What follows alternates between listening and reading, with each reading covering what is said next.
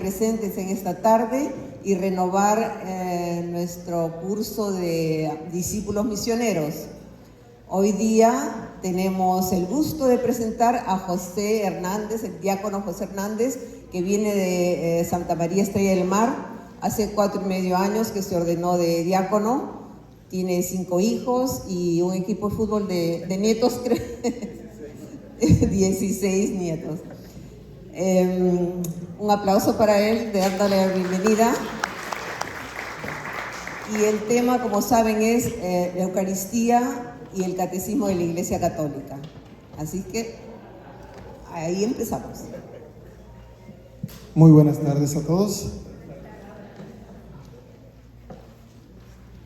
Me dijeron que esta era una charla para personas que ya están participando en la comunidad, que prácticamente ya tienen un cierto conocimiento de lo que se va a hablar. O sea que prácticamente va a ser fácil, pero sí, por favor, los invito a que participemos todos.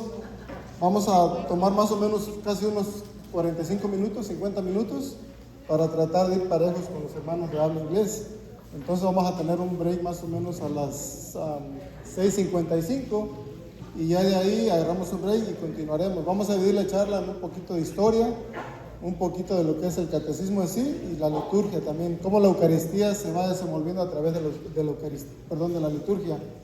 Y si tienen preguntas, siéntanse libres de preguntar, o si no, al final podemos también iniciar una sección de preguntas. Así de que todos bienvenidos y por favor abrimos nuestras mentes, nuestros corazones para que el Espíritu Santo vaya entrando y despejando todas las telarañas que podamos tener en nuestra cabeza. Amén.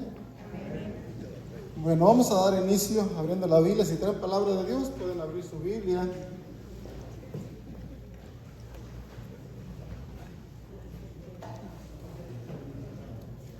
En el libro del Éxodo 12.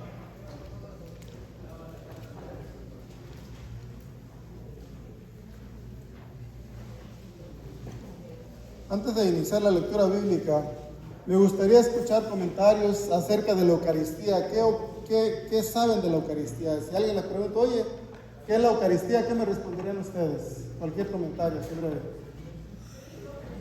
Cristo presente en el pan y el vino, ¿sí? ¿Qué más? ¿Qué es la Eucaristía? Pan de vida, ¿qué más? Acción de gracias, ¿sí? ¿Alguien más? Jesús, cuerpo, divinidad y alma. Sí, perfecto, ya todos leyeron el Catecismo Católico, ¿verdad? Por eso tienen la respuesta.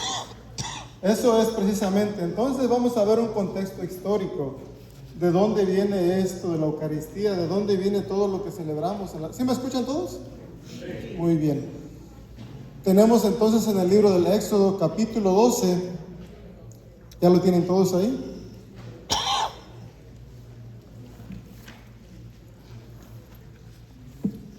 Y empezamos del 5 al 13.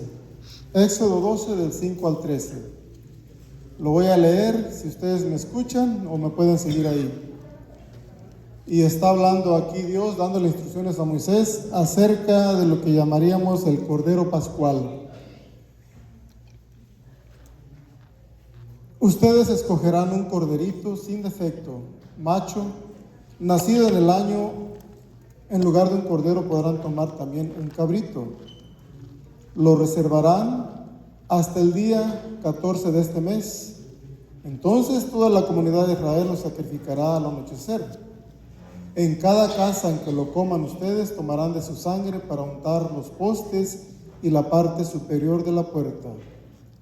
Esa misma noche comerán la carne asada al fuego, la comerán con panes sin levadura y con verduras amargas. No comerán nada de él crudo o hervido, sino que lo comerán todo asado, con su cabeza, sus patas y sus entrañas. No guardarán nada para el día siguiente. Lo que sobre al amanecer, quémenlo en el fuego. Y comerán así, ceñidos con el cinturón, las sandalias en los pies y el bastón en la mano. Ustedes no se demorarán en comerlo.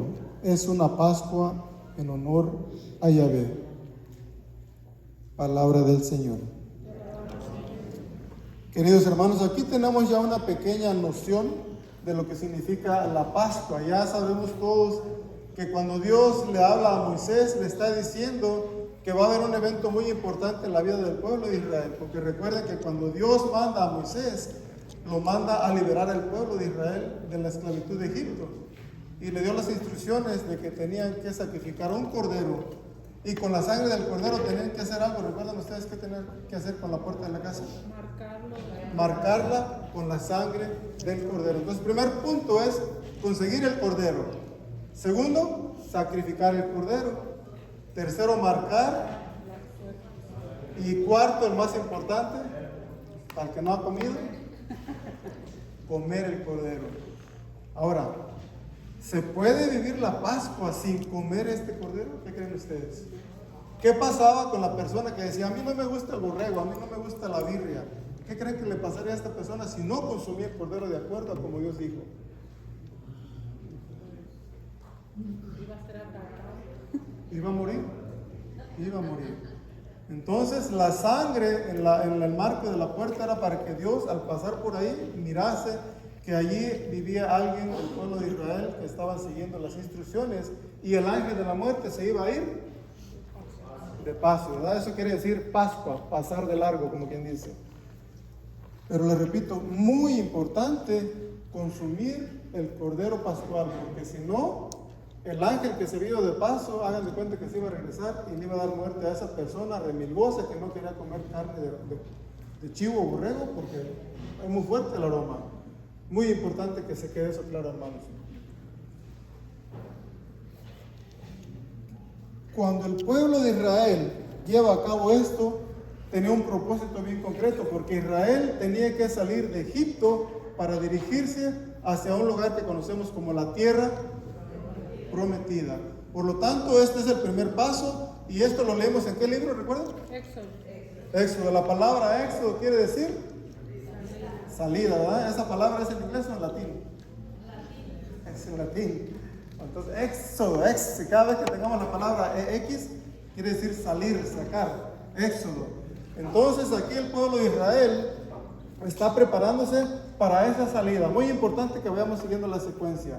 Se inicia una Pascua con un cordero, y el pueblo de Israel empieza un caminar de 40 años por el desierto.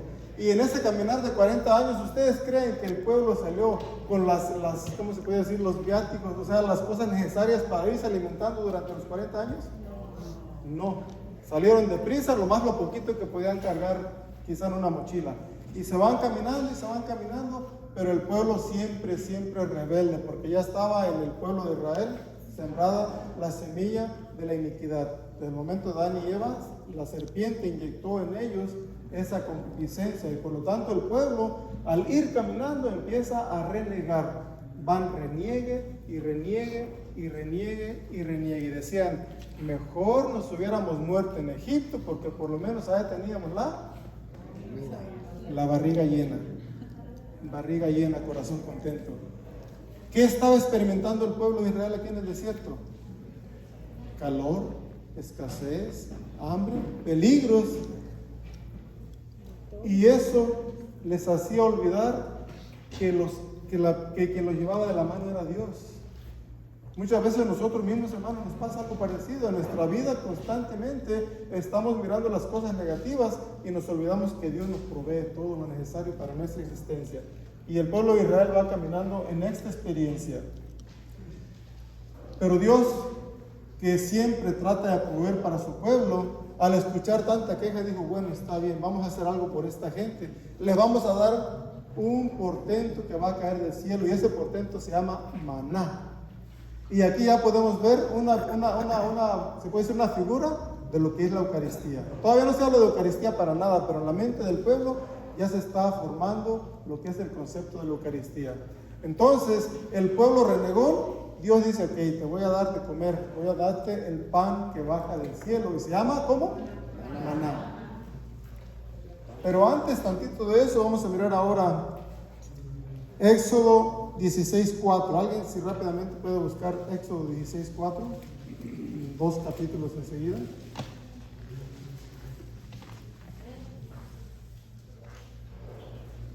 Éxodo 16:4. ¿Alguien lo tiene o lo proclamo yo? A ver, por favor, ¿alguien lo puede proclamar? Y a ver, dijo Moisés, mira, yo haré llover sobre vosotros pan del cielo. El pueblo saldrá a recoger cada día la porción diaria. Así le pondré a prueba para ver si anda o no según mi ley. Muy bien. Aquí ya miramos cómo Dios, en base a las quejas de este pueblo, va a proveer este maná. No se había visto este portento antes en todo Israel, por lo tanto para ellos era algo muy grande y muy portentoso y decían, ¿qué es? La palabra maná significa eso, ¿qué es esto? Pero antes tantito de eso, queridos hermanos, el pueblo de Israel, al estarse quejando, también Dios les dijo que les iba a proveer algo, les dijo que les iba a dar codornices.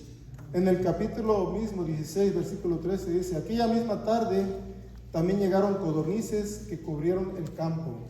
Y por la mañana todo el campo estaba cubierto de rocío.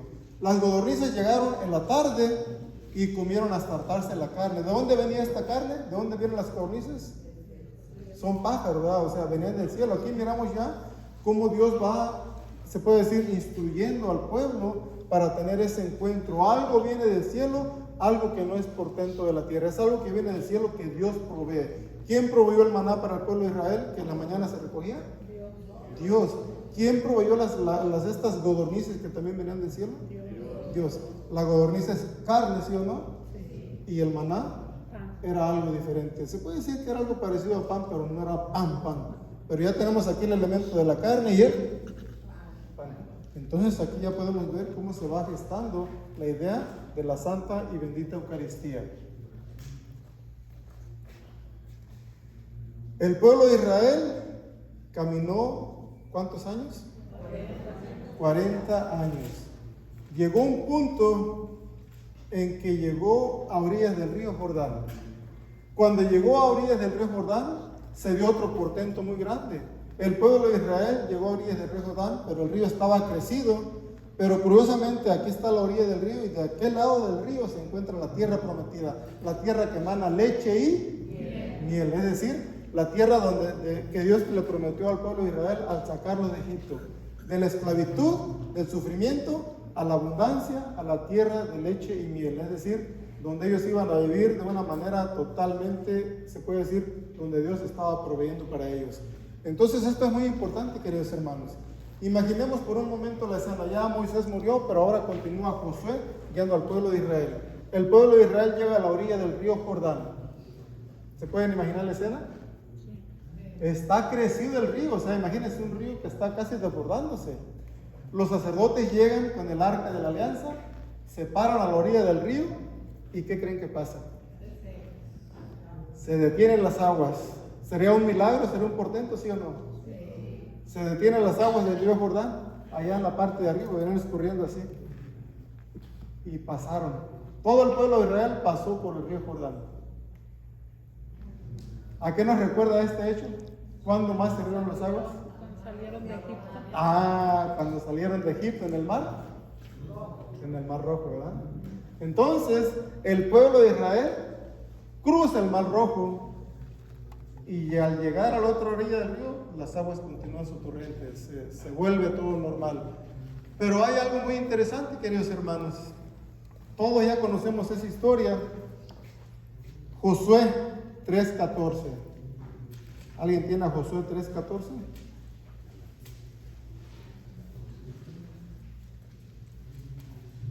Ahí nos narra más o menos el tiempo o el momento en que cruza el pueblo de Israel. ¿Alguien quiere compartir? ¿Quién dijo amén por ahí? A ver, hermana, fuerte, que se escuche. Aquí nos narra cómo se dio a cabo el cruce del río Jordán.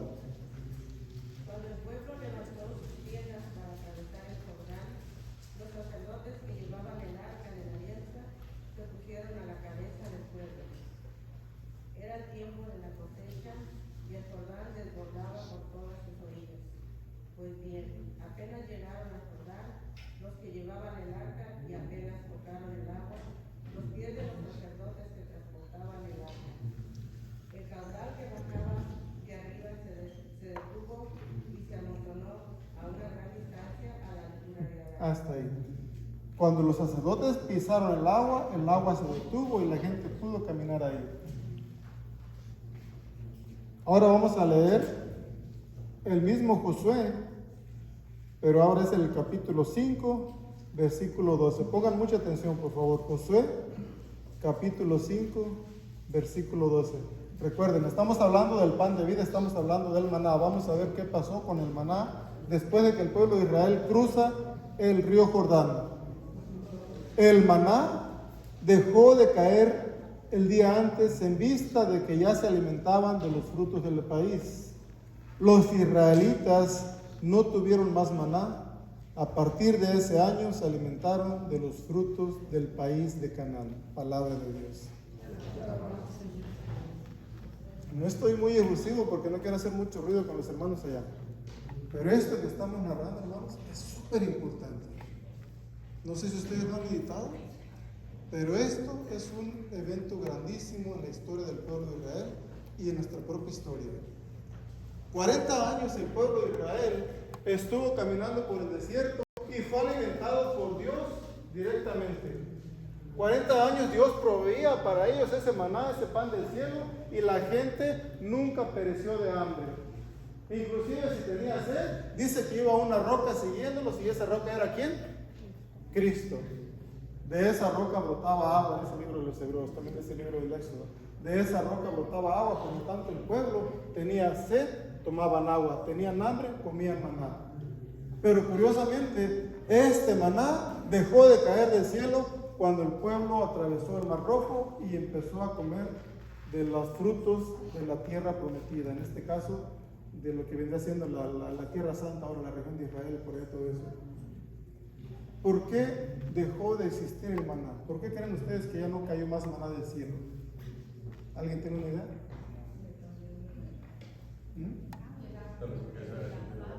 Se estaba cumpliendo la promesa. Ya habían llegado a la tierra que manaba leche y miel. Ya no era necesario el maná. ¿O sigue siendo necesario el maná? ¿Era necesario el maná? Pero ¿por qué nosotros seguimos consumiendo el maná? Está un poquito raro, ¿no? Hasta que lleguemos a la tierra prometida. Ok, exactamente. ¿Dónde está esa tierra prometida? Me dijeron que sí sabían y sí saben, ¿eh? Perfecto, hermanos. Ahí está la clave y ahí está el porqué. Prácticamente estamos nosotros ahorita haciendo un pequeño resumen histórico de lo que significa todo esto. Ese maná caía del cielo, pero dejó de caer precisamente cuando el pueblo atraviesa el Mar Rojo. Se abre, el Mar Rojo se abre y ahora se abre el río Jordán. Ahora, no más maná, pero se va a iniciar un nuevo éxodo para el pueblo de Israel. Un nuevo éxodo que requiere un nuevo Moisés. Y ese nuevo Moisés tiene un nombre y se llama Jesucristo nuestro Señor. Va a haber un nuevo caminar, es decir, una nueva salida, donde todos nosotros estamos caminando, dijo nuestra hermana, hacia la tierra prometida que es el cielo. Pero si vamos a iniciar un viaje tan largo, necesitamos un alimento para esta travesía. ¿Sí? ¿Cuál es ese alimento? Es la Eucaristía. Por eso, queridos hermanos, es que dejó de llover aquel maná del cielo, porque iba a existir un nuevo Moisés, un nuevo éxodo, una nueva tierra prometida y por lo tanto también un nuevo maná. Se abrió el Mar Rojo, el pueblo cruza, aquí llega el pueblo de Israel y aquí termina prácticamente la historia de Israel. Cruzamos el Mar Rojo y se dio inicio a una nueva experiencia de vida para el pueblo, para la iglesia.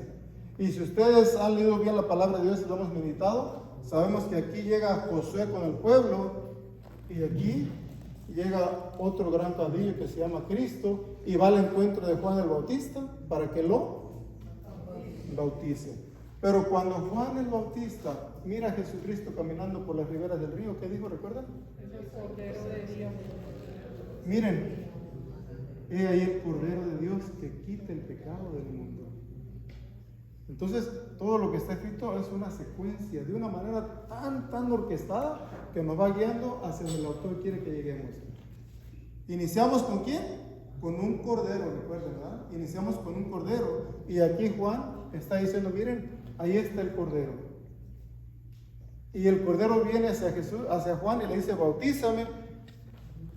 Y por tercera vez algo se abre. Primero se abrió el mar, se abrió él. Y cuando Jesucristo entra a las aguas y sale de las aguas, algo más se abrió. ¿Qué cosa es? Los cielos se abrieron, hermanos. Eso nos está indicando que se está iniciando un nuevo éxodo. Nosotros estamos llamados no a vivir en esta tierra eternamente. Estamos llamados como cristianos a través del bautizo a pasar de la muerte a la vida eterna. Por eso se abren esos cielos, y ahí en ese lugar, hagan de cuentas que se encuentra Jesucristo con José, y se da la mano y le dice Josué a Jesús, hasta aquí llegué. Ya Moisés había muerto. Le dice Josué a Jesús, hasta aquí llegué yo, este es mi trabajo, ahora te toca a ti llevar a este pueblo a la tierra prometida. Y Cristo toma a este pueblo nuevo, que somos toda la iglesia, y camina con nosotros. E iniciamos un nuevo éxodo de la mano de Cristo nuestro Señor, y por lo tanto, les repito, necesitamos un nuevo alimento que nos guíe, que nos lleve, que nos sustente hasta que alcancemos la vida eterna. Y ese alimento se llama la Eucaristía.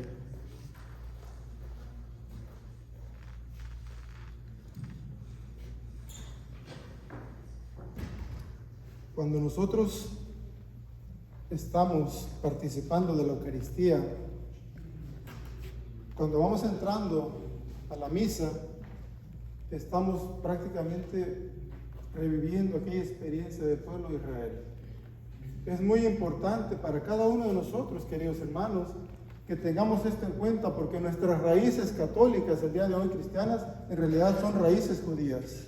El pueblo de Israel, recuerden ustedes que el propósito de Dios de este pueblo era para que se le adorara, se le amara, se le reconociera como Dios, se le rindiera culto. Para eso lo sacó Dios del pueblo de Egipto.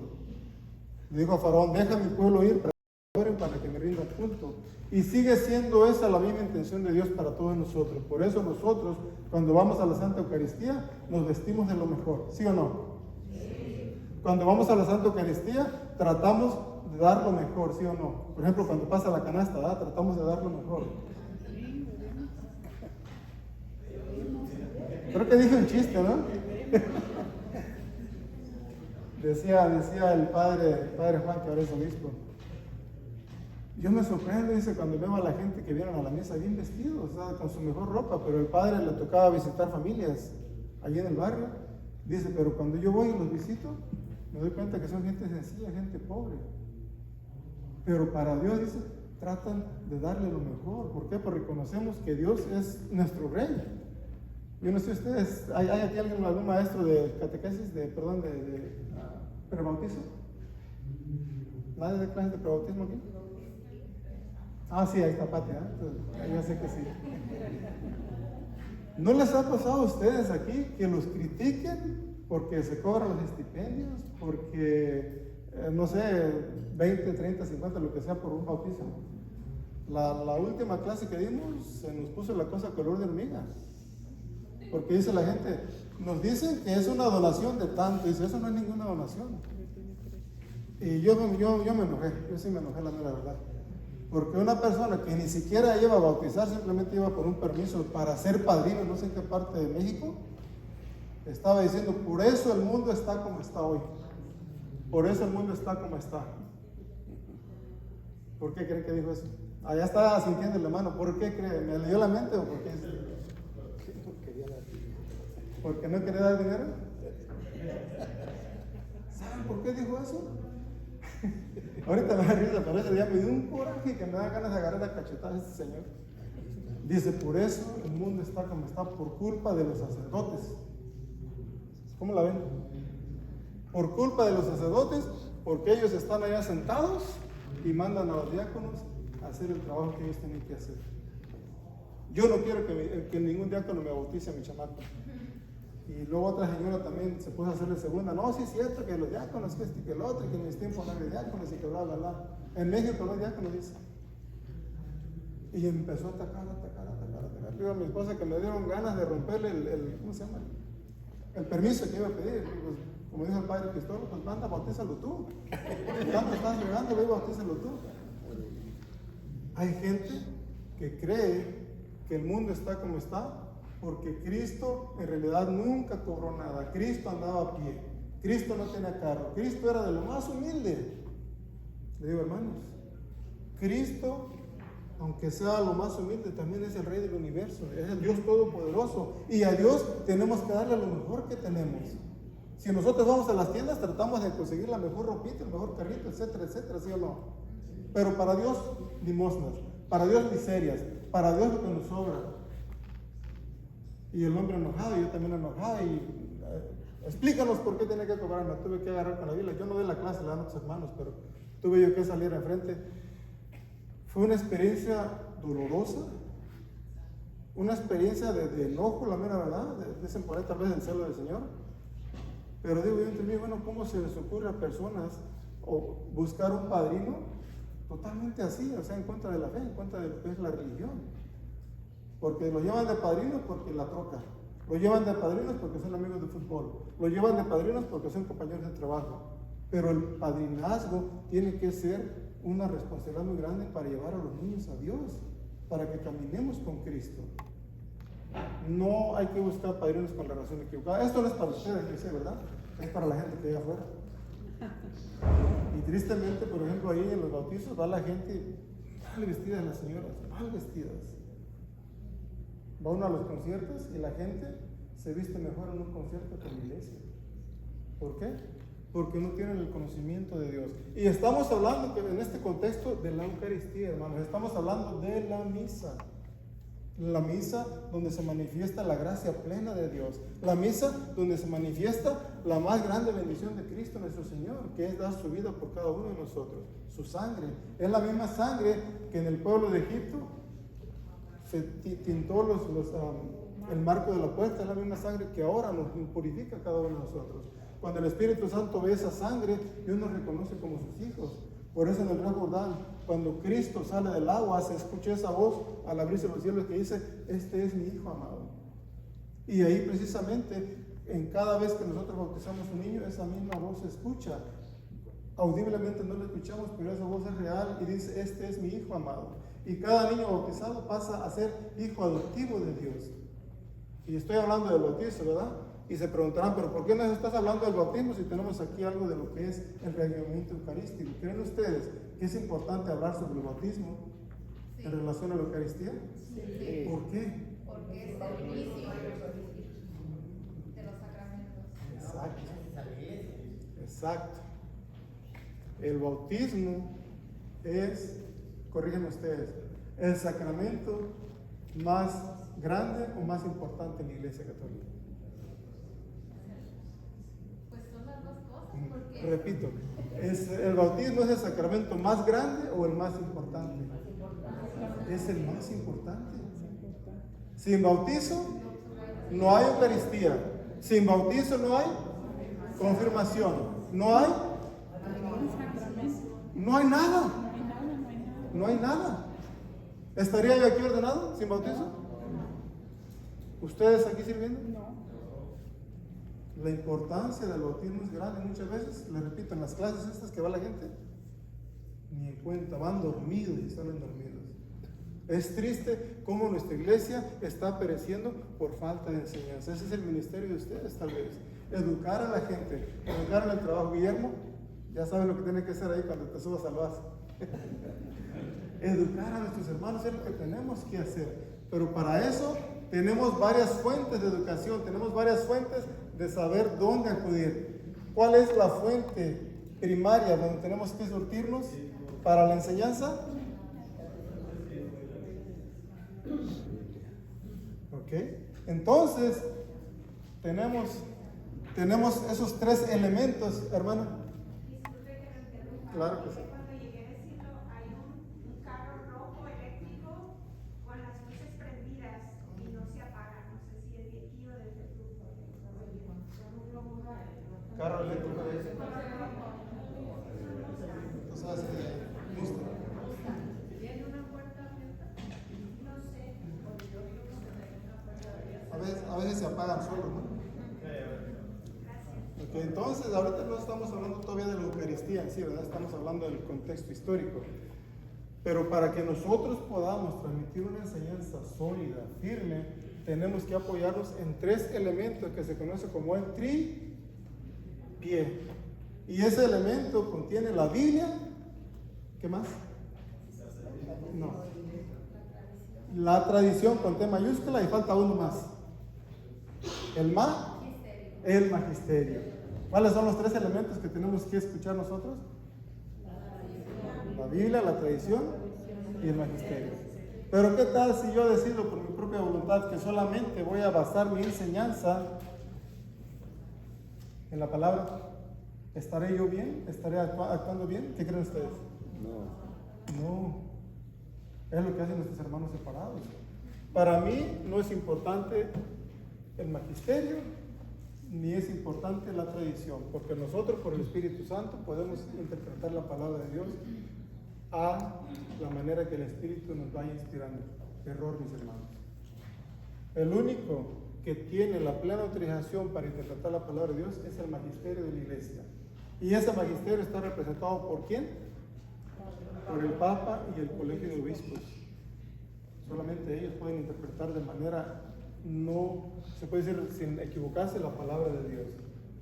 Y tenemos, les repito, la tradición. Todo lo que nosotros hemos escuchado como palabra de Dios se encuentra ya escrito. Ya no tenemos casi tradición oral, todo lo tenemos escrito aquí. Y otros documentos más, por ejemplo, los documentos del Vaticano II, todos los documentos que los padres apostólicos escribieron. Y el magisterio, les repito, interpreta todo eso. La palabra de Dios nos guía y la tradición van juntas estas 3 formas. Por lo tanto, si nosotros vamos a dar una catequesis, vamos a dar una enseñanza, apoyémonos en el catecismo. ¿Cuántos de ustedes tienen ya su catecismo en casa? ¿Todos tienen catecismo? Cómprenlo. Yo no sé si aquí lo vendan. Amén. Consigan su catecismo porque aquí hay mucha información. Todo lo que van a leer aquí es enseñanza de la iglesia, se puede decir contenida por 2000 años. Aquí van a encontrar de todo, especialmente de lo que son los sacramentos, de lo que es la Santa Misa, de lo que es el credo y de lo que es la oración del Padre Nuestro. Aquí se encuentra todo eso. ¿Creen ustedes que es importante? Sí. Súper importante. ¿Pero esto será más importante que la Biblia? No. Van de la mano. Pero yo solamente voy a leer el catecismo y la Biblia y no voy a escuchar al Padre Oscar cuando él me enseña la homilía, porque eso para mí no me importa. Exacto, hay que escuchar también a nuestros pastores. Muy importante porque ellos están en ese momento dándonos la enseñanza que se encuentra en la palabra y en la tradición. ¿Han ido ustedes a algunas misas donde dicen, ay, ese padrecito me cae bien gordo porque no le entiendo? Ay, ese padrecito me cae bien gordo porque se está durmiendo. Ay, ese padrecito es bien corajudo. Ay, ese padrecito esto y esto y esto y esto. ¿Les ha pasado eso? Sí. Y estamos prácticamente rechazando el magisterio. ¿Ok? Entonces, muy importante, no perdamos de vista este tripié. Ahora, ¿dónde encontramos toda la verdad de lo que viene siendo nuestra vida de fe? ¿En el catecismo? ¿En la Biblia? ¿En el magisterio o en las 3? ¿Seguros? ¿Dónde podemos ir nosotros para llenarnos de la verdad? La Biblia. En la Biblia. Rápidamente vamos a ver si la Biblia nos dice que así debe de ser. Primera de Timoteo. El catecismo es un libro de consulta en realidad. ¿Cuál? El catecismo es un libro de consulta. Es un libro de consulta apoyado en la palabra, en la Biblia. O sea, van de la mano los dos. Sí, es como un libro de consulta ahí. Es la tradición ahí. Primera de Timoteo, ¿qué les dije? 3:15. Sí.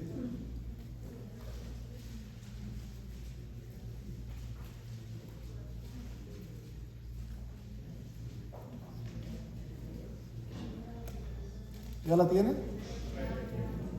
¿Alguien la quiere proclamar? Primera Timoteo 3:15.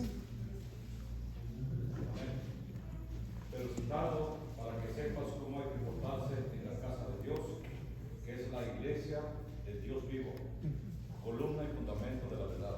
Muy bien, gracias hermano. Palabra de Dios. San Pablo le está escribiendo a Tito y le está diciendo, mira, te escribo para que sepas cómo comportarte en la casa ¿de quién?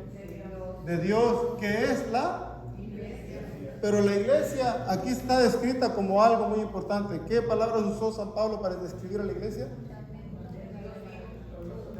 Columna y base. Porque entonces sabemos lo que es una columna, ¿verdad? Como un pilares, pues. Pero también lo que es la base. Entonces la iglesia, base y pilar, que sostiene ¿qué cosa? La verdad. La verdad. Entonces es un error, queridos hermanos, solamente acudir a la palabra para encontrar la verdad. Como también lo sería acudir solamente a este material para encontrar la verdad. Porque la verdad se encuentra sostenida en la iglesia, que se define con 3 pilares: magisterio, tradición e iglesia. Perdón, tradición y magisterio y Biblia. Muy importante que esto quede claro, porque todo lo que va a seguir va a ser expresión que la iglesia nos ha transmitido, sacramentos, doctrina, etcétera, dogmas, todo eso la iglesia nos lo ha dado. Y mucha gente dice, yo soy espiritual y no creo en la religión. O yo soy una persona muy espiritual y no creo en la iglesia. Yo soy una persona que lee la Biblia, pero no le creo a los sacerdotes porque son esto y esto y esto. O yo no voy a la iglesia porque ahí me hacen mala cara los sugieres o los ministros o quien sea. O yo no voy a la iglesia porque los lectores, yo los conozco, son bien borrachos y no dan buen testimonio. ¿Han conocido gente así ustedes? Sí, ¿verdad? Yo era uno de esos. Yo me acuerdo cuando iba a recibir la comunión, no quería ir con una persona porque yo sabía cómo era. Dice, yo no recibo la comunión de esta persona porque yo sé quién es. Y yo mismo me estaba privando de la Eucaristía.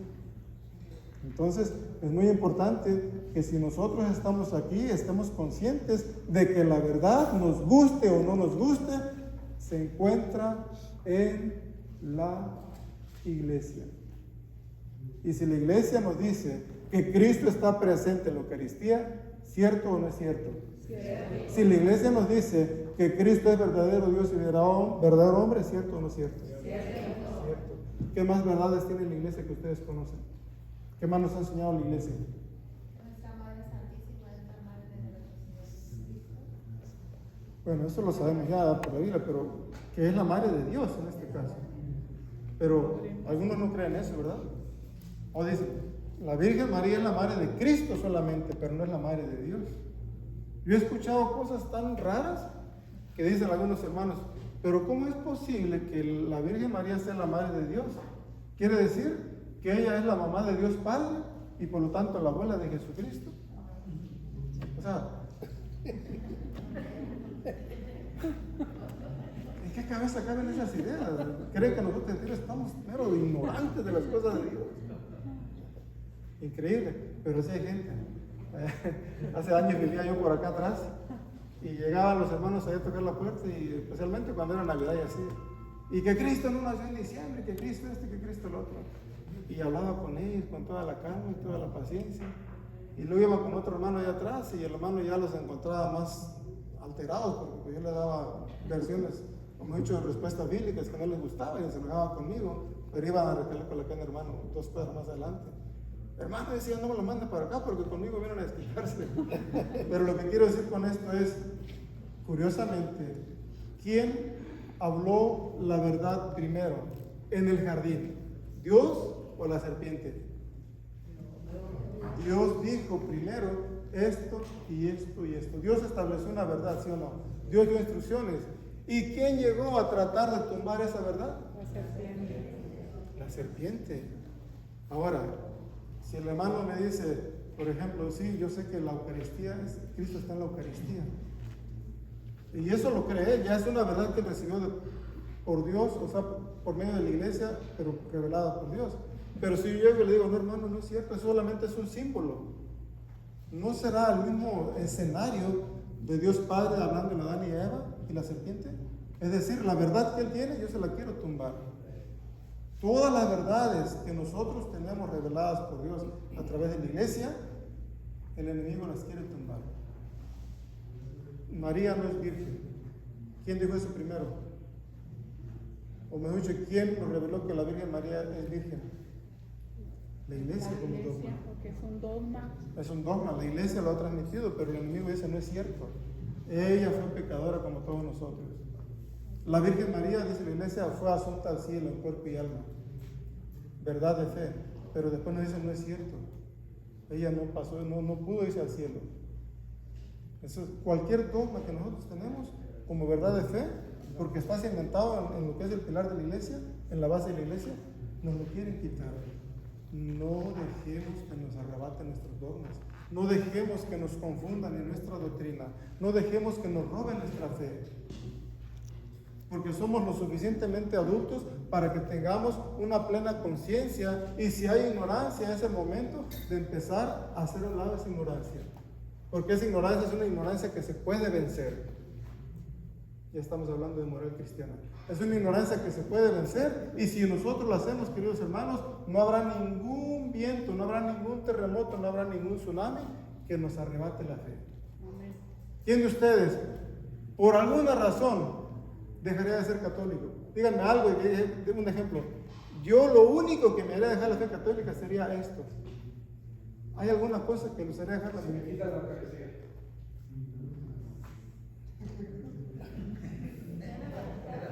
Me haces pensar muy feo, muy profundo. O sea, tengo que meterme a lo más profundo de mi poquita experiencia si me quitan la Eucaristía. Ya se acabó el tiempo casi. Fíjense bien, cuando alguien se va a casar, y es pregunta para ustedes, cuando alguien se va a casar, pues están ahí sentados, ¿no? Y les pregunta a uno, por ejemplo, ¿alguien está soltero aquí? ¿Que se quiere casar pronto? ¿No? ¿Nadie se quiere casar? Porque este es un tip que... Ay, no, está grabando, ¿verdad? Está grabando. Ya no es mejor no decirlo.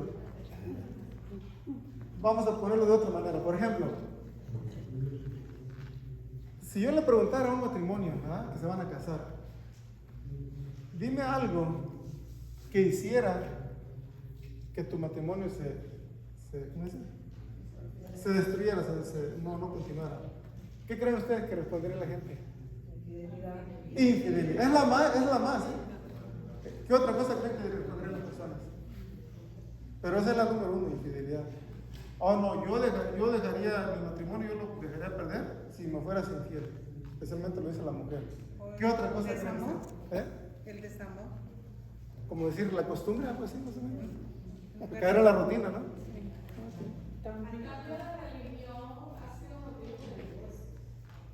Sí, definitivamente. Pero fíjense bien, esto es interesante, Esa es una pregunta capciosa. Porque la hermana se va a casar y llegan al altar. Prometo serte fiel y estar aquí todos los días de mi vida hasta que ¿qué? O sea, ¿por qué tiempo está prometiendo esta pareja que van a vivir juntos? Toda la vida, superando cualquier circunstancia, superando infidelidades, superando cualquier circunstancia. Va a haber maltrato, sí, pero también se tiene que buscar la manera de encontrar solución. Pero cuando la persona dice, pues yo me voy a vivir contigo, pero si me eres infiel, dejo mi matrimonio. Eso quiere decir que estamos teniendo matrimonios condicionados. ¿Son válidos? No son válidos. Porque la persona ya de antemano va pensando que si tú me eres fiel, ya se cobra. Hasta donde sea. Pero si tú me eres infiel, hasta aquí llegamos. La promesa es ante Dios. En el matrimonio, el ministro es la pareja. El sacerdote es el testigo ante la iglesia. Exacto. Así es. Y si el ministro va condicionado a que solamente te voy a amar si tú me demuestras amor, ese matrimonio es inválido. Por eso truenan. Porque iban al matrimonio o al altar con la mentalidad de que solamente que no haya ningún problema en nuestra relación vamos a estar juntos. Pero en cuanto lo haya, cada quien por su lado. Decía mi primo, yo no me quiero casar por la iglesia porque así cada quien, si no le gusta, por su lado.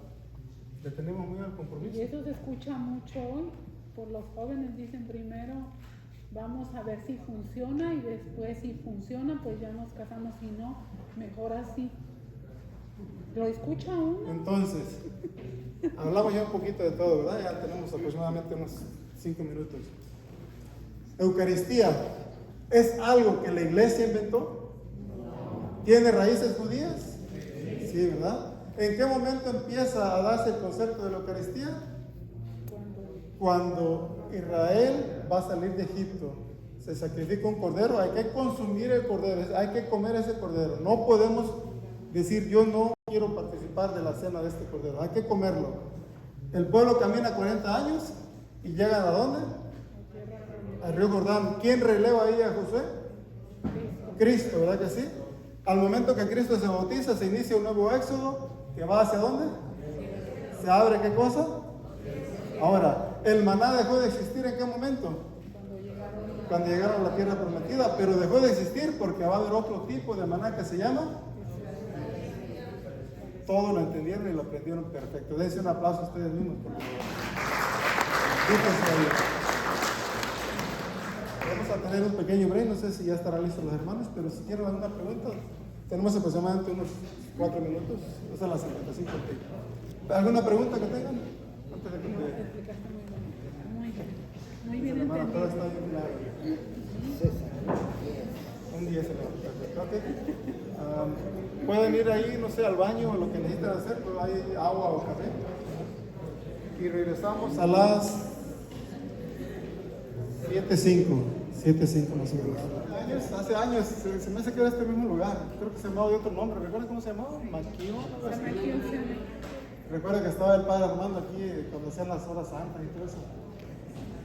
Y había oraciones bien efusivas. No sé si alguien de mi edad anciana recuerde, pero había un grupo de oración aquí. Y fue tan, quizá muy efusiva la oración que una señora azotó aquí. Sí, recuerdo usted. Y se murió. Se murió la señora. Tenemos el grupo de oración. Y pues lógicamente son cosas delicadas, porque pues imagínense alguna demanda o algo, ¿verdad?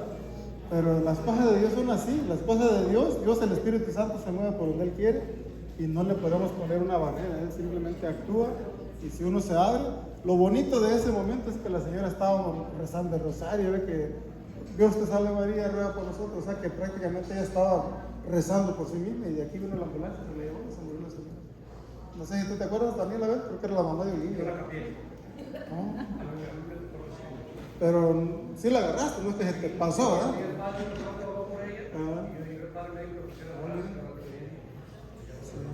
Mamá de Olivia que trabajaba con nosotros. Sí, la historia de la iglesia, hermanos, es muy hermosa. La historia de la iglesia tiene 2000 años. Y me repito, la iglesia nos va transmitiendo poquito a poquito porque no somos capaces de captar toda la enseñanza de la iglesia. Imagínense, decía San Agustín, queriendo conocer a Dios, es imposible que una mente limitada pueda poner en sí la infinidad de Dios. O sea, la iglesia nos va transmitiendo verdades de a poquito, de a poquito, de a poquito. Probablemente hay alguno de ustedes que escuchó algo nuevo hoy. Entonces, el día de mañana, dentro de alguien más que venga, les va a enseñar algo nuevo. Sin embargo, lo importante no es lo que te están diciendo, lo importante es qué tanto estás dispuesto a abrir tu corazón. Nosotros tenemos un lema, cuando íbamos a un retiro, cuando íbamos a algún congreso, lo que fuera, no sabemos nada. Nos tratábamos de despejar de todo lo que supuestamente sabíamos para tener la capacidad de aprender y absorber algo más. Pero hay gente que dice, va a venir fulano, ¿para qué voy? ¿Qué me pueden enseñar? No, mis hermanos, es el Espíritu Santo el que tiene que tocar tu corazón. Entonces hay que abrirnos a esa gracia del Espíritu Santo. ¿Amén? Amén. Ya dijimos que el sacramento más importante es el sacramento del bautismo. Pero el sacramento más grande es la Eucaristía, porque el sacramento de la Eucaristía, nos dice el catecismo, es la fuente, la base y la cumbre, o sea que todo lo encierra. Prácticamente todo lo que hacemos nosotros es en relación a la Santa y Bendita Eucaristía. ¿Cómo le llamamos a este sacramento? ¿Alguien tiene una idea?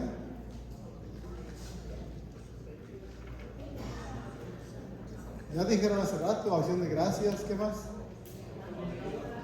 Pan de vida, ¿qué más? ¿Se le puede decir también la Santa Misa? También, ¿qué más? El banquete. El banquete celestial, el cuerpo de Cristo. banquete Pero hay pascual. algunas definiciones que son más, ¿cómo podría decir yo? Más precisas. Y una de ellas es pan bajado del cielo. Pero uno de los que a mí me gusta, yo creo que el que la iglesia trata de enseñar siempre es el sacrificio. El sacrificio eucarístico, porque en la Santa Misa en realidad estamos celebrando o estamos viviendo ese sacrificio eucarístico de Cristo en la cruz. ¿Cuántos años tiene la parroquia? ¿Tiene que 250? 225. 225. Santa María tiene 97 años. Está bebita, ¿no? La mitad de la edad de San Miguel. Entonces, queridos hermanos, pregunta, ¿qué es un sacramento? Más o menos una noción de lo que sería un sacramento. ¿Qué son los sacramentos? ¿Esas gracias? ¿Gratis? ¿Gratis?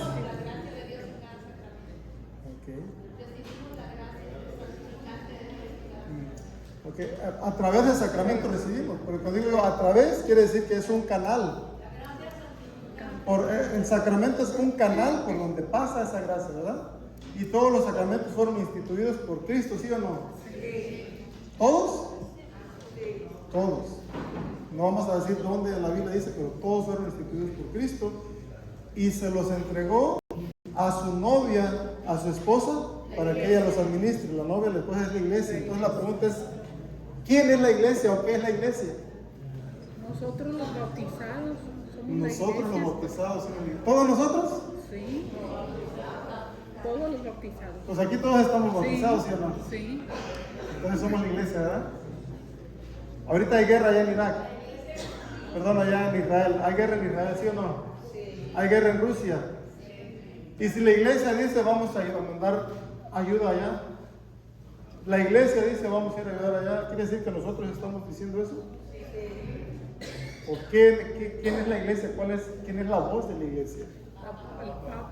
Entonces hay que tratar de identificar esa parte de la iglesia, ¿ok? El colegio, el Papa y el colegio episcopal y todos los fieles somos la iglesia, pero nosotros por nosotros mismos no podemos tomar decisiones. Es la iglesia la que va enfrente, la iglesia me refiero a la cabeza. Entonces, si en nuestro cuerpo le tuviésemos que poner a una identificación a la iglesia, el cuerpo de Cristo, somos todos esto, todo esto, ¿sí o no?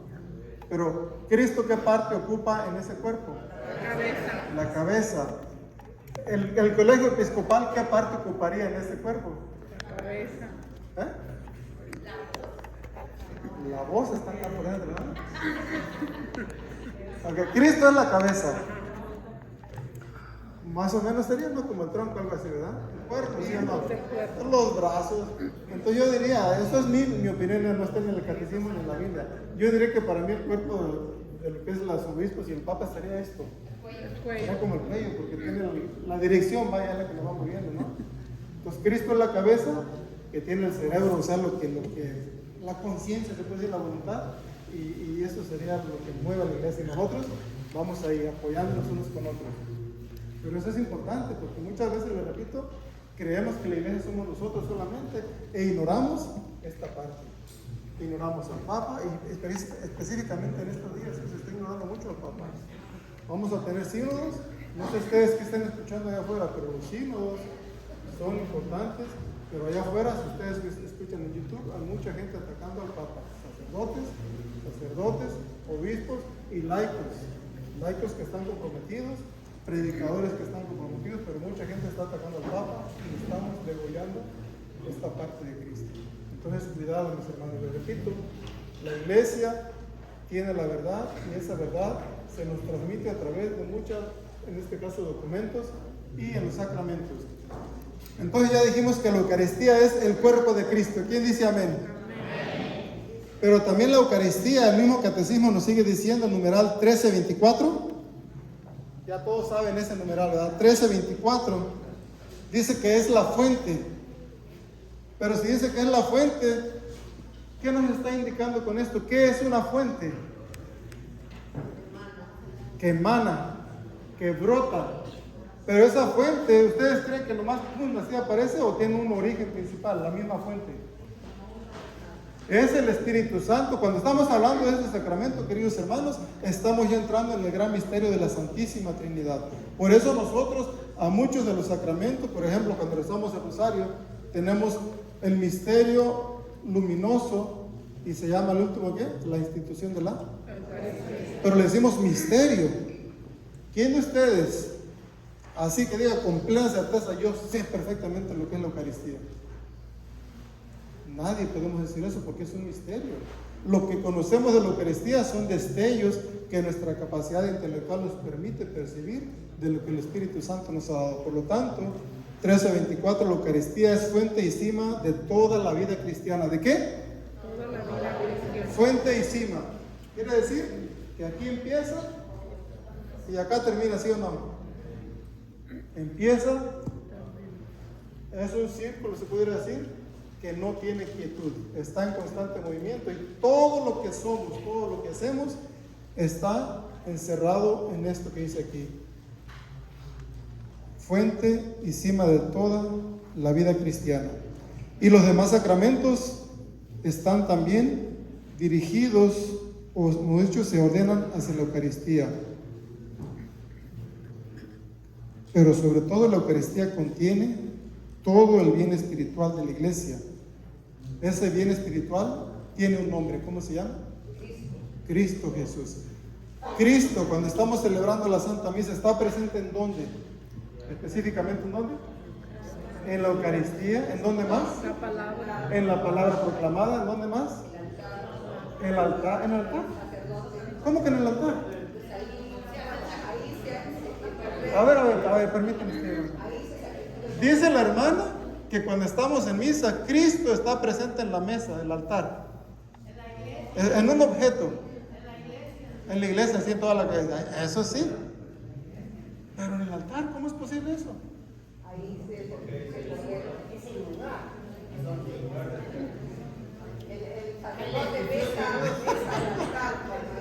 Felicidades, sí saben, hermano. Cuando vamos haciendo una procesión, cuando va el sacerdote caminando, inclusive el diácono, que tengo ese privilegio, ¿qué es lo que hacemos primero? ¿Verdad? Hacemos la reverencia, y ya sea, depende, puede ser una reverencia profunda. Algunos, normalmente, si está Santísimo ahí, se tiene que hacer una, y nos damos la vuelta y miren, empezamos el altar. En ese instante, cuando uno entra, cuando empezamos ya lo que es la Santa Misa, el altar es el centro de atención. Todo desaparece porque es el altar donde Cristo está sacrificándose, donde Cristo está actualizando su sacrificio en la cruz, que significa nuestra salvación, donde Cristo se sacrifica para alabanza y gloria de Dios Padre Todopoderoso. Entonces el altar es lo más importante en ese instante.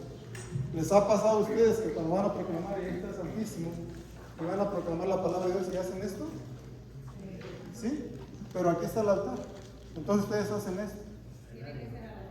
Tiene que ser al altar.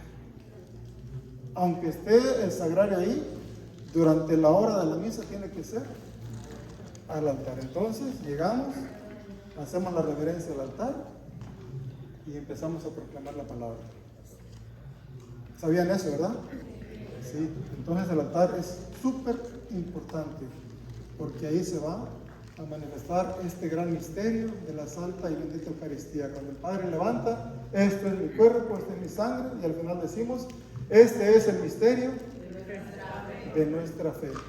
Y entonces ahí se está manifestando nuestra propia salvación. Por eso les digo que uno de los nombres que tiene la Eucaristía es sacrificio. ¿Han escuchado ustedes un canto que dice, la misa es una fiesta muy alegre? La misa es una fiesta con Jesús. ¿Cómo dice? Cántela, ¿cómo dice? Ay, ¿qué canto refiere? No, cántela. La misa es una fiesta muy alegre. La misa es una fiesta con Jesús. Cada domingo, pero canten conmigo, o sea, no tengo voz de Vicente Fernández, me dejan solo. La misa es una fiesta con Jesús. ¿Qué opinan ustedes de ese canto? No, es cierto. ¿Verdad? Es cierto, es una celebración, es una fiesta con Jesús. Por acá, ¿qué opinan ustedes?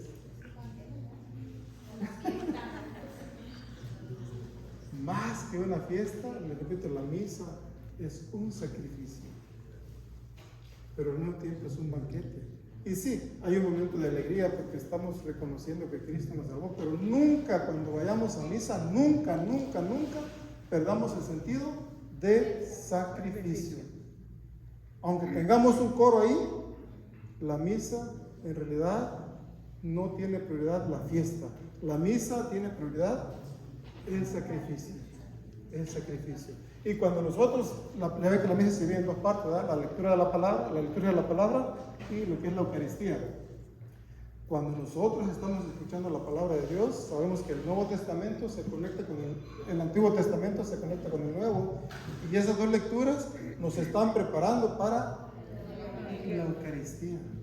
No, la lectura del Antiguo Testamento y el Evangelio nos están preparando para la Eucaristía. Entonces es muy importante que escuchemos todo esto para que cuando llegamos a la Eucaristía ya sabemos exactamente con quién nos vamos a encontrar. Por eso dice que es la cima, la fuente de toda nuestra actividad cristiana.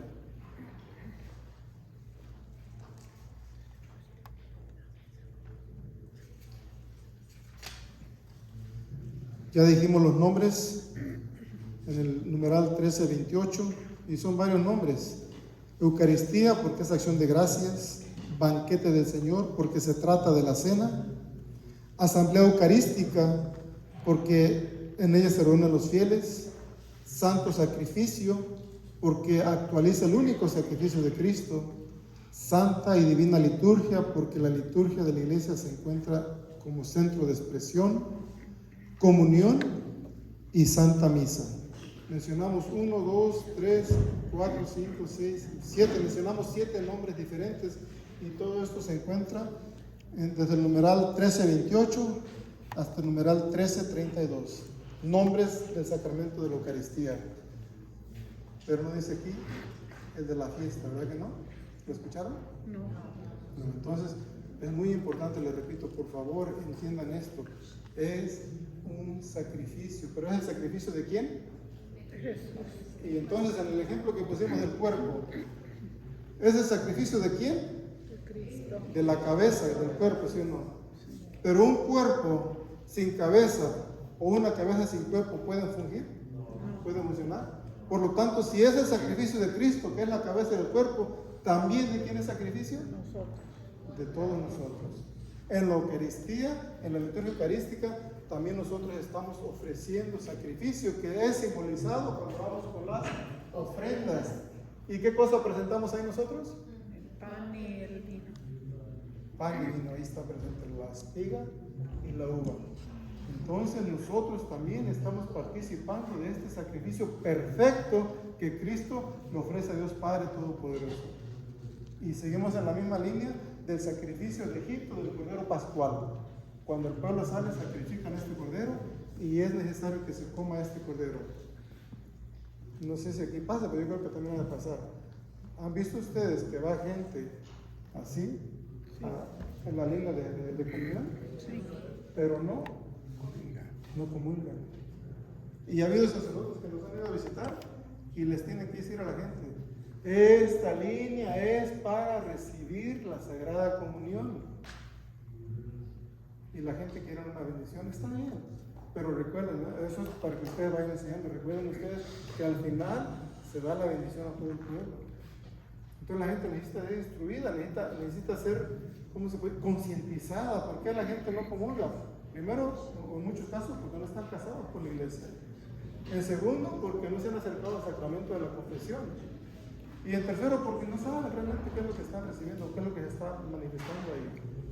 La gente que va a recibir la comunión, estamos en ese peregrinaje de lo que era Egipto, porque les repito, estamos en un proceso de alcanzar el cielo. Estamos caminando hacia la tierra prometida y por eso vamos a recibir la comunión, que es garantía de salvación, ¿sí o no?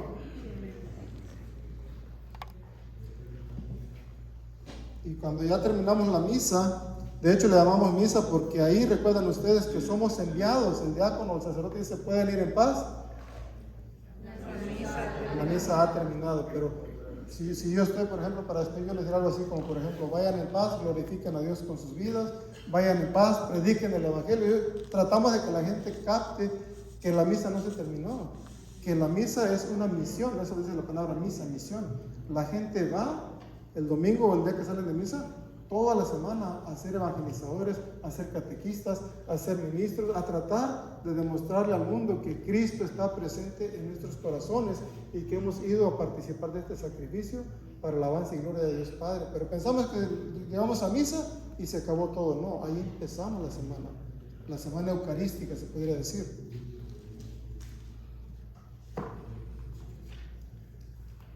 Cuando nosotros estamos en la Santa Misa, el sacerdote es persona Cristo. O sea, el sacerdote hay un momento que él, se puede decir que es Cristo mismo. Cuando Cristo dice por labios del Padre, este es mi cuerpo, en ese momento el sacerdote está actuando en persona Cristo. No sé ustedes cómo están en ese momento. A mí personalmente me encanta. Puedo cerrar mis ojos durante todo lo que el Padre esté diciendo, pero cuando dice este es mi cuerpo, me gusta abrirlo porque yo estoy mirando a Cristo ahí. Entonces abro mis ojos, escucho la voz de Cristo, no importa sea el Padre que sea. ¿Por qué? Porque ese sacerdote en ese instante es Cristo mismo. Mucha gente cierra sus ojos tal vez para meditar mejor, pero es el momento para ver cara a cara a Cristo tu Señor. Hagan eso y empiecen a vivir la misa de una manera más profunda, pero también a transmitir esto a los demás hermanos que no conocen estas cosas. Hay mucha gente allá afuera que deberíamos estar aquí, pero depende de nosotros, ¿sí o no?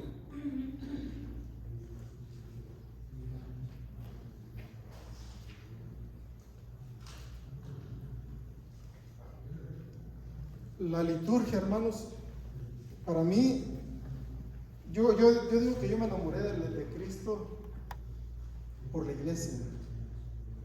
Y yo pudiera decir que no hay algo que me dejara de ser católico, como dijo Abel, porque siento que estoy totalmente convencido que está la verdad total, la Eucaristía es real, todos los sacramentos son reales, el bautismo nos abre la puerta, pero la Eucaristía es el centro de nuestra fe.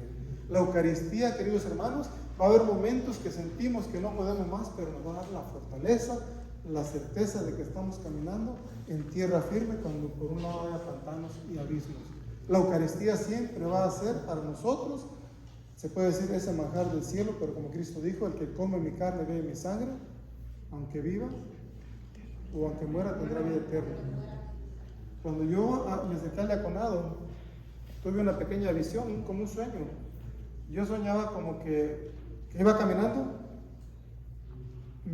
como decir así, mi esposa tirada en el piso, mi nuera tirada en el piso, mi hijo tirado, gentes tiradas en el piso, y yo pisando encima de ellos. Y por otros lados miraba así como mis hijas que tenían unos palos largos, como con una horqueta, y me iban haciendo así, o sea, como si me tuvieran así. Entonces yo iba caminando como así, ¿no? Y otros como con una cuerda que me jalaban para atrás. Pero en esos tiempos que yo estaba en este caminar, tuvimos muchos problemas tan fuertes que si me hubieran dicho, ¿sabes qué? Esto y esto va a pasar antes de tu ordenación, probablemente lo hubiera pensado. La enfermedad de mi esposa, yo estaba postrado con el obispo y mi esposa estaba en el hospital el mismo día que yo fui ordenado. Unos poquitos días antes de mi ordenación, mi hijo y mi nuera se estaban divorciando. Y para mí, esas personas que estaban experimentando todo esto eran los que estaban tirados para que yo no cayera. Fueron ellos que a través del Espíritu Santo, en su sacrificio, hicieron que yo pudiera ir caminando hasta el diaconado. Pero más que eso, la misma Eucaristía fue la que me guió y me dio las fuerzas y sobre todo la fe, porque el día antes de mi ordenación yo tenía que decidir si estar en el hospital con mi esposa o estar de rodillas con el obispo. Un día antes, unas horas antes, y dice mi esposa, vete, yo aquí voy a estar postrada, pero tú tienes que estar postrada de rodillas o postrado ahí ante el obispo. Y eso solamente lo puede hacer Dios en la Eucaristía.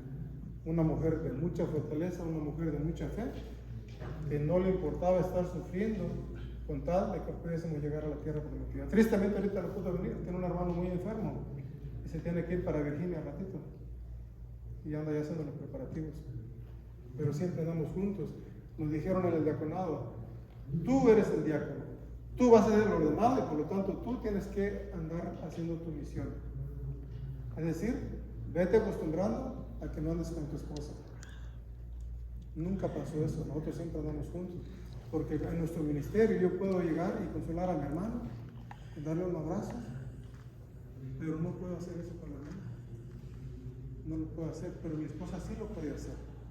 Porque a veces tenemos que trabajar con parejas y mi esposa se encarga de ministrar a las hermanas en ese abrazo fraterno, ese abrazo de amor, cosas que yo me limito, pero ella sí lo puede hacer. Entonces, si hay parejas aquí, sigan caminando juntos, pero siempre de la mano de la Santa y Bendita Eucaristía, porque ello es la fuente y la cima de nuestra vida cristiana. Que cuando nosotros vayamos a predicar, que cuando vayamos a dar un servicio, se note que realmente somos ministros de la Eucaristía. No que estemos dando el cuerpo, sino que nos alimentamos con el cuerpo de Cristo en cada Santa Misa. Que se note, decía un padre de ella vista. Viene la gente aquí a recibir la comunión y se ponen de rodillas. Está bien, dice, está bien. Pero en cuanto se acaba la misa, yo los miro cómo van saliendo ahí en vista, dice. Van pitándose porque quieren salir rápido. Dije, si ustedes me demuestran que son personas de la Eucaristía, aunque estén acostados, yo se las doy. Pero demuéstrenme con hechos que son personas eucarísticas. Y no, hermanos. A veces queremos exigir a la iglesia cómo nos dé las cosas. Yo quiero que tú me des la Eucaristía de esta manera. Decía un padre, es muy fácil. Cuando la gente no quiere que le des la comunión en la mano, diles que traigan una toallita blanca. Y dice, lo que pasa es que la gente no quiere recibir la comunión en la mano, la quieren recibir en la boca. Pero la Eucaristía, la iglesia, por ejemplo, repito, la iglesia determina cómo la vamos a recibir. No somos nosotros los que yo quiero que me la des así. El Padre San contaba su testimonio un día, fue a dar la comunión a un enfermo. ¿Y qué pasó? Yo no recibo, no era sacerdote, todavía estaba en la formación. Le dijo la viejita, yo solamente recibo la comunión de un sacerdote ordenado. Y se tuvo que ir, dice, me dieron ganas de después de ganas, ya que fue sacerdote. Nosotros, los laicos, no le vamos a decir a la iglesia cómo queremos que se hagan las cosas.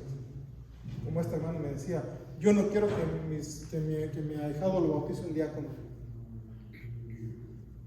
Lo estamos haciendo. Y con eso estamos demostrando que no somos personas eucarísticas. No lo somos, hermanos. Y tenemos que asegurarnos de escuchar la voz de la iglesia. Tenemos que escuchar a nuestros pastores, todo lo que está escrito aquí. Que no sean nuestras propias ideas y mucho menos las ideas que escuchamos allá afuera. Decía el pastor que tenemos antes ahí en la parroquia. Dice, escuchen, les guste o no les guste, el Papa es su pastor, el Padre Gerardo. Les guste o no les guste, el obispo es su pastor. Y les guste o no les guste, dice el Padre Gerardo, yo soy su pastor. No es el Padre Rayito, porque en ese tiempo todo el mundo decía el padre Rayito, el Padre Trueno, el Padre Fulano, el Padre Megano. Dice, no, yo soy su pastor. Pero nosotros andamos escuchando otras voces que no son las voces de nuestro pastor. No sé si pasa eso aquí, pero es muy fácil prender el YouTube y escuchar mucha información que no es de nuestros pastores. Es la Iglesia Universal, sí, pero no son nuestros pastores. Y eso puede hacer que peligre nuestra relación eucarística. La Eucaristía es el centro y es lo más importante, pero siempre y cuando nosotros también estamos agarrados del magisterio. ¿Cuántos de ustedes han escuchado, por ejemplo, yo he escuchado, el Papa Francisco pertenece a una mafia que sacaron a Benedicto para ponerlo a él? ¿Lo han escuchado? ¿Por eso se ríen? Yo lo he escuchado en la iglesia, gente que dice eso. Por ejemplo, el Papa Francisco, el Papa Juan Pablo II y el Papa Benedicto no son papas originales, no son papas legales, reales. De antes del Vaticano II se acabó los verdaderos papas. Ahorita no hay nadie en la sede de Roma. Mucha gente dice eso. Pero si es eso, ¿por qué no han elegido otro papa?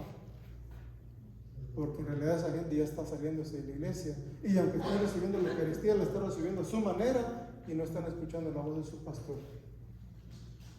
Tengan mucho cuidado, por favor, lo que ustedes escuchan allá afuera. Un día vino un sacerdote a una misa ahí con nosotros.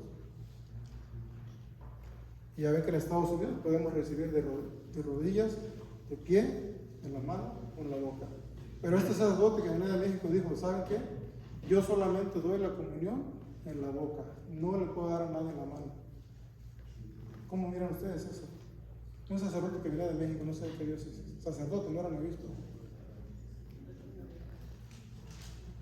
¿Cómo miraría yo que fuera a sus casas y le dijera, ¿sabe qué, hermanita? Usted me invitó a comer, pero yo solamente estoy acostumbrado a comer esto, que yo le ponga condiciones. No, mis hermanos, ningún sacerdote ni ningún obispo tiene que venir a decirle a él, obispo de nosotros, cómo tiene que hacer las cosas. Es que eso es en México, así es, de rodillas en la boca. En México. Si vamos nosotros allá, tenemos que hacerlo así. Pero les repito, no pueden hacer eso ellos aquí. Aunque sean ministros ordenados y sean los ministros de la Eucaristía, no pueden hacer eso. Entonces, ahorita, como estamos viendo, la Eucaristía se está volviendo ya un centro de división entre nosotros los católicos. Tristemente, estamos entrando ya en un cisma eucarístico. Que latín o que no latín. Que esto, que lo otro. La Eucaristía. Y si estamos entrando en un cisma eucarístico, ¿quién creen ustedes que lo está generando? Es el enemigo. Divide y vencerás. Divide. Incluso está la división entre los mismos obispos.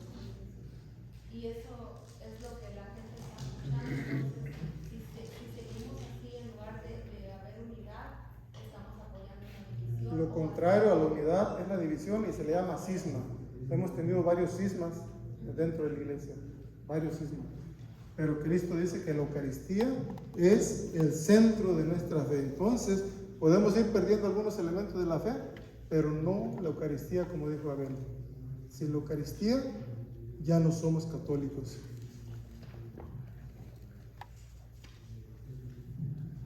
Hay ahí en lo que conoce nuestra parroquia, me imagino que va a ser igual aquí. Es una parroquia bien chiquita.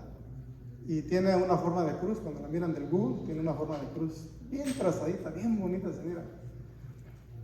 Estaba dando unas clases y dije, bueno, hay una piedra, o sea, la piedra eucarística, la piedra de sacrificio siempre está en cada parroquia. ¿Dónde está la piedra en la misión? ¿Dónde creen ustedes que está esa piedra? Es en el altar, ¿verdad?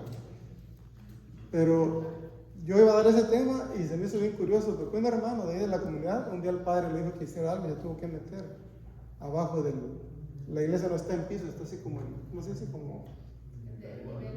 Sí, o sea, es como móvil, se puede decir, está hueco abajo. Y este hermano dice que se metió y ¿qué creen que encontró adentro, allá abajo? Una piedra grandísima, una piedra grandota. Tenía aproximadamente como unos 70 años que no entraba nadie ahí. Dice que tenía una capa de polvo, como de, no sé, unos 10, 2 pies de polvo. Y le empezó a hacer así. Y por más que la hacía, se iba descubriendo la piedra, se iba viendo grande, grande, grande. Dice que estaba una piedra grandota, grande, justo abajo donde está el altar. Esa piedra es la piedra original del sacrificio. Todos sabemos que los altares deben de ser de piedra, porque ahí es donde se llevan a cabo los sacrificios. Entonces, queridos hermanos, en cada Santa Misa, Cristo se está sacrificando y decía el hermano, yo me imaginaba que paraba la cruz, o sea, toda la iglesia la paraba y quedaba así, y la sangre de Cristo está cayendo en esa piedra. Y es real, es lo que ocurre en cada Santa Misa, en cada templo, porque recuerden ustedes que cuando Cristo profetiza que el templo va a ser destruido, se cumplió esa profecía, ¿sí o no? En el año 70, el templo de Jerusalén desapareció. Y junto con el templo desaparecieron los sacerdotes y los sacrificios para el pueblo judío, pero no para nosotros los católicos cristianos. Porque aún seguimos teniendo sacrificios, aún seguimos teniendo sacerdotes y aún seguimos teniendo este milagro eucarístico. Entonces, si nosotros tenemos este privilegio de recibir la Eucaristía, démosle toda la reverencia y el valor que en realidad tiene. No es un símbolo, como dicen los hermanos separados, es Cristo real, presente y verdadero en la Santa Eucaristía. Me olvidé de algo muy importante. No rezamos. ¿Verdad que no? ¿Será muy tarde para rezar al Padre Nuestro? Nunca es tarde. ¿Nunca es tarde? ¿Lo rezamos? Sí.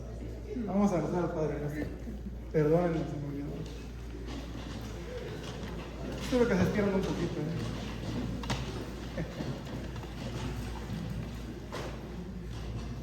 Padre Nuestro,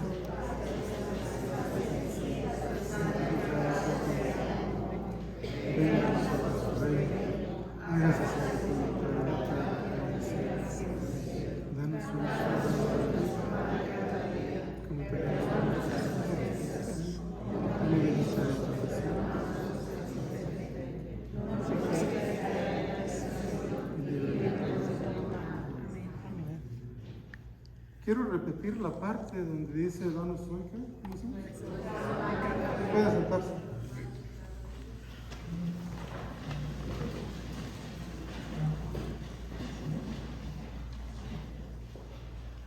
El maná que el pueblo de Israel recibió en el desierto era superior a las codornices. ¿Qué creen ustedes?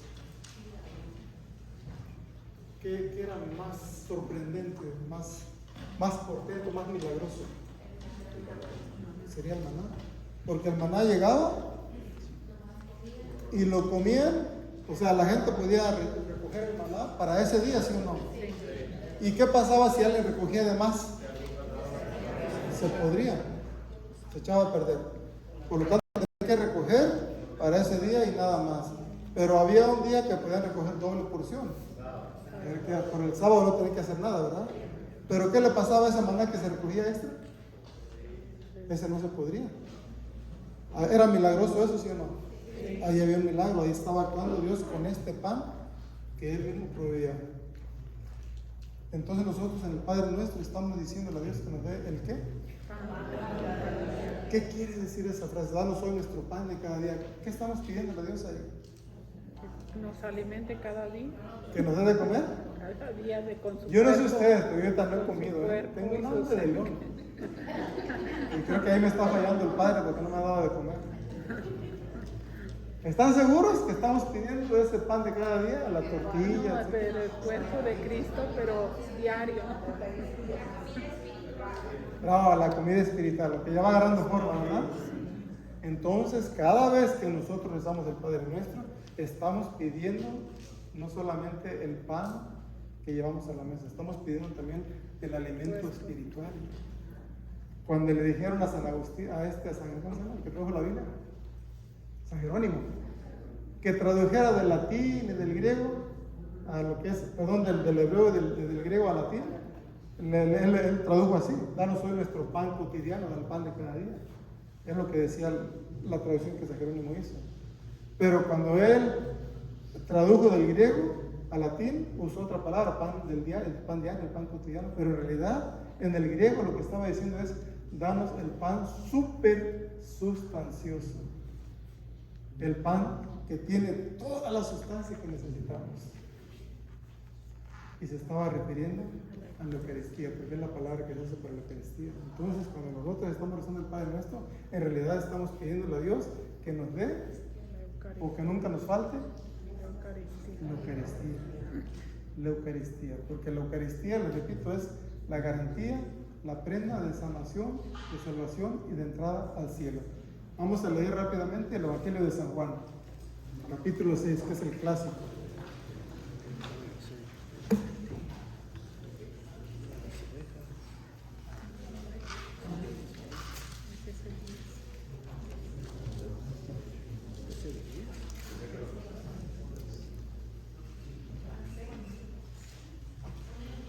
Sí, sí.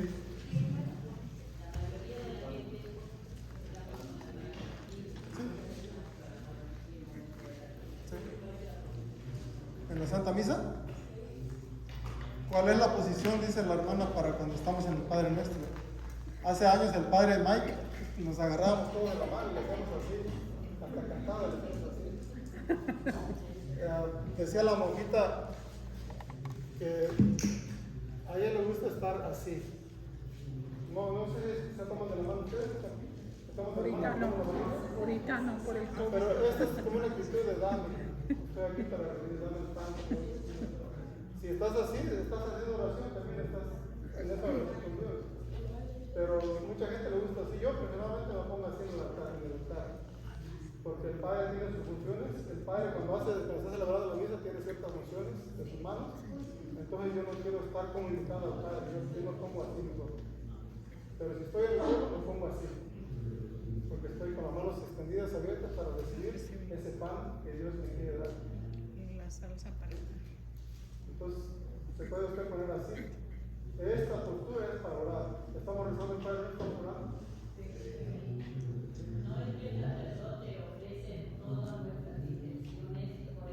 Él está recogiendo todo eso. Es una parte de...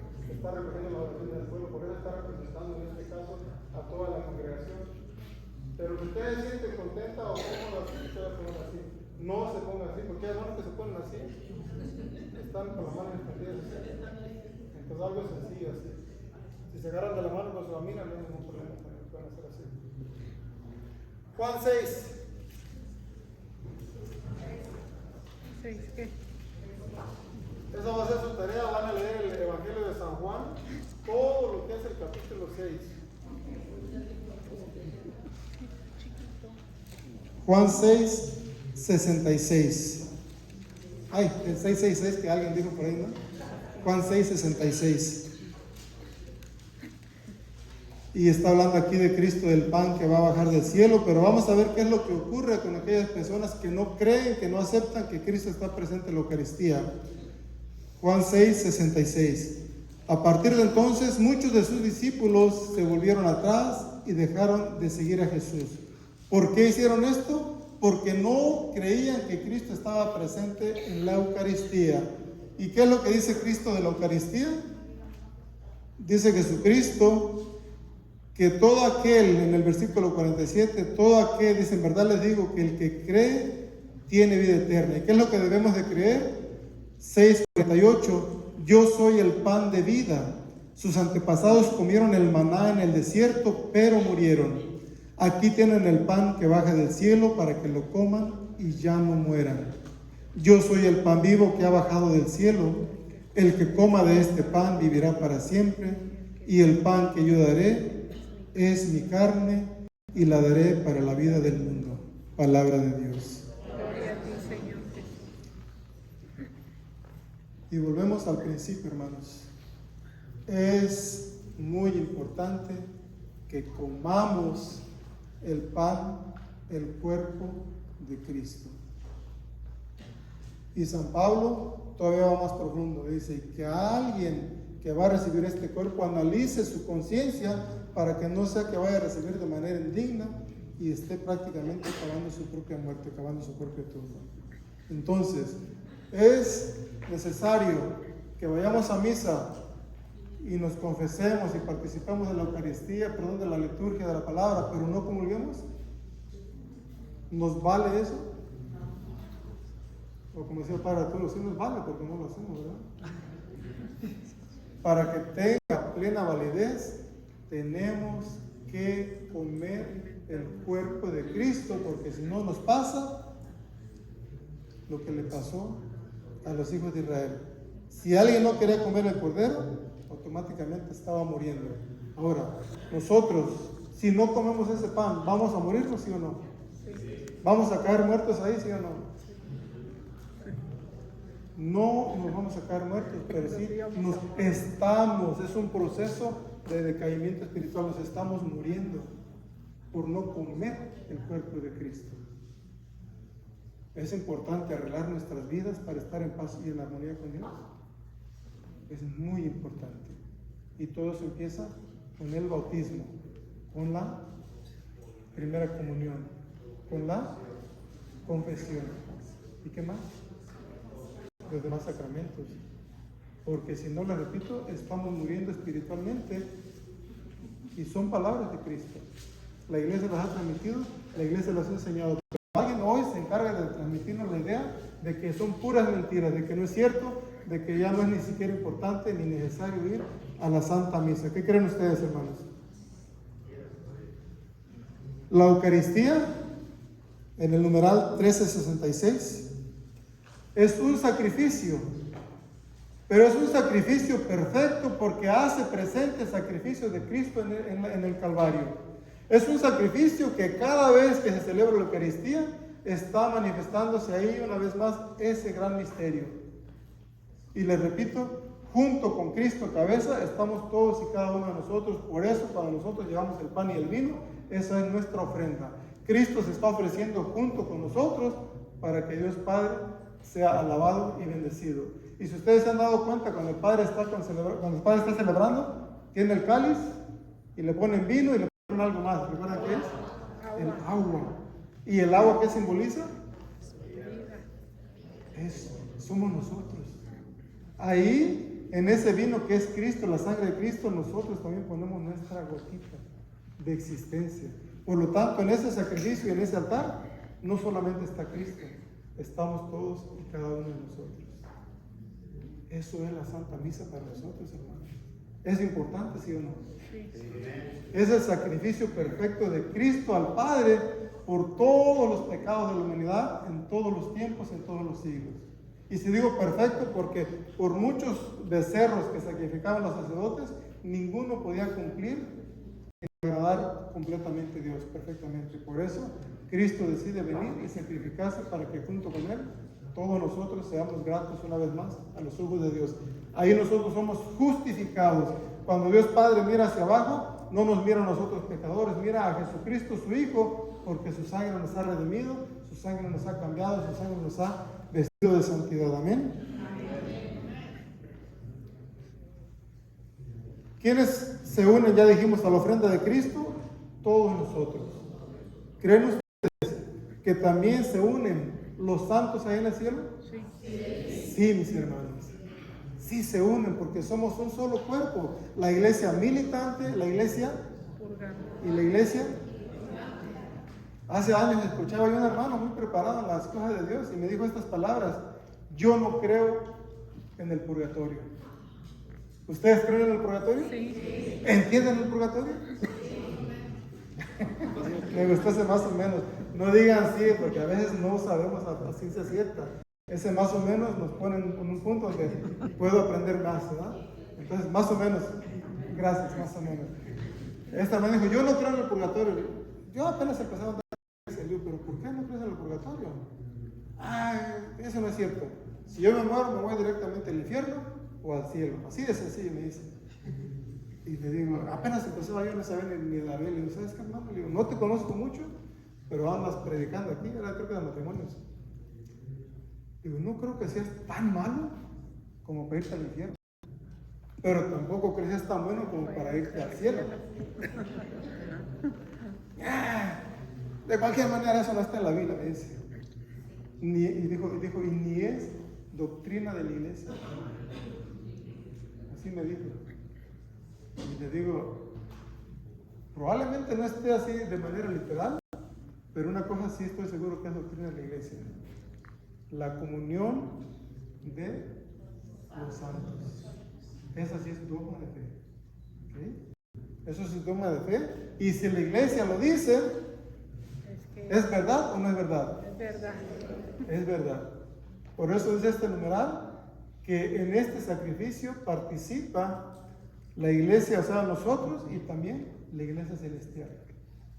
Todos los santos están participando de este sacrificio. Dirían, pero ¿por qué los santos tienen que participar?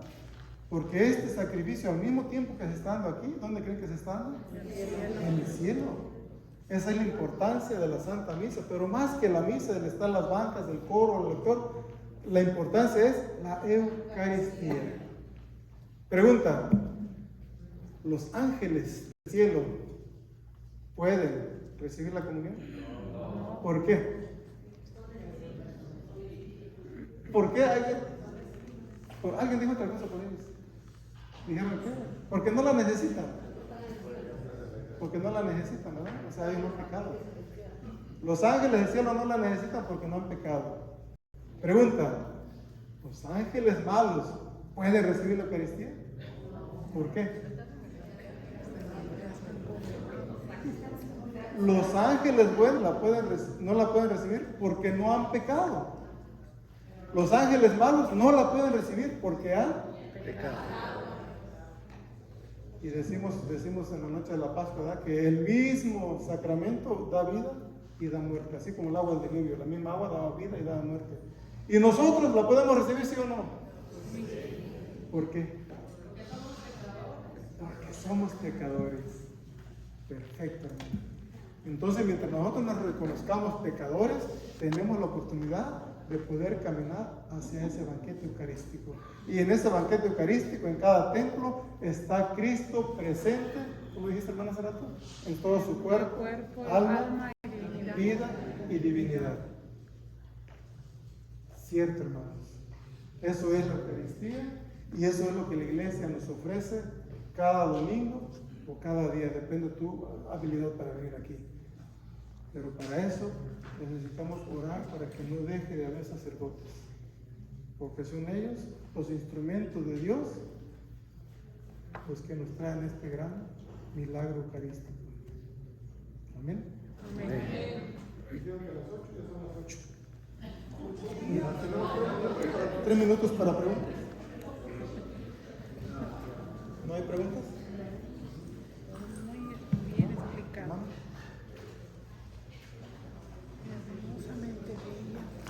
Muchas gracias, diácono José. Un aplauso. Y esperamos tenerlo pronto otra vez por aquí.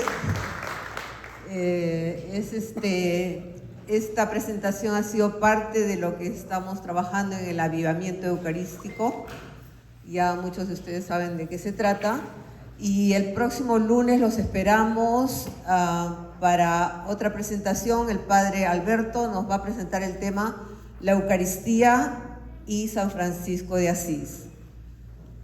Tenemos también planeado otra para noviembre 17, pero eso va a ser viernes 17 con el padre George. No sé si algunos de ustedes estuvieron en su presentación en junio, que nos agradó también mucho. Él va a estar presentando y luego para enero va a haber una serie también de presentaciones, de pláticas acerca de la Eucaristía. Entonces, gracias nuevamente por estar aquí y los esperamos el próximo lunes. Gracias y bendiciones a todos. ¿Se gustan inclinar su cabeza para recibir la bendición? Te damos gracias, Padre, porque nos has permitido experimentar en esta noche esta gran bendición de poder conocer, ahondar un poco más en este gran misterio de la Eucaristía que es tu sangre. Te pedimos que vayas a través de tu Divino Espíritu fomentando en nosotros ese amor eucarístico, que realmente seamos transformados por este gran misterio que es tu cuerpo y tu sangre, que podamos, como dice la palabra, asemejarnos más a ti, que vaya muriendo nuestro yo humano para que sea tu yo quien se manifieste en cada uno de nosotros. Danos tu bendición en esta noche, llévanos a nuestros hogares sanos y salvos, y que esto que hemos compartido vaya avivando en nosotros el deseo de conocer más de esta santa y bendita iglesia, de la cual somos miembros y miembros activos, pero al mismo tiempo necesitados de ti día con día. Que la bendición de Dios Todopoderoso, Padre, Hijo y Espíritu Santo descienda sobre ustedes y les acompañe siempre. Amén. Muchas gracias. Buenas noches.